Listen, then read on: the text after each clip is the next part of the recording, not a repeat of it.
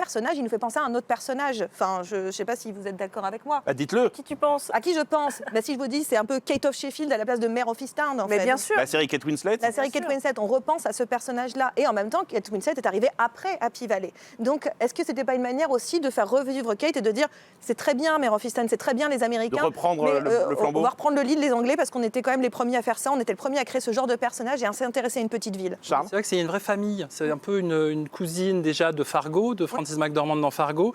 Et elle a vraiment donné comme héritière le personnage de Mare of Easttown. Moi, un peu comme Pierre, au début, j'étais un petit peu dérangé par les intrigues policières. Je trouvais très tiré par les cheveux. Je trouve le personnage de James Norton un peu Charles Manson, un peu ridicule au départ.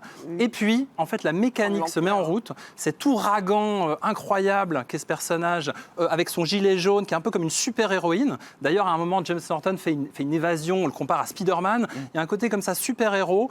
Et quand on est au 2e, 3e épisode, c'est vraiment à couper le souffle. En fait, on peut plus s'arrêter, on attend la fin. C'est des décharges émotionnelles, c'est un torrent émotionnel. Et c'est une très, très grande découverte. Moi, j'avais jamais vu Happy Valley. J'ai vu la saison 3, puis j'ai découvert les 2 premières. On peut le faire dans cet ordre-là aussi. Oui, et c'est une expérience sidérante.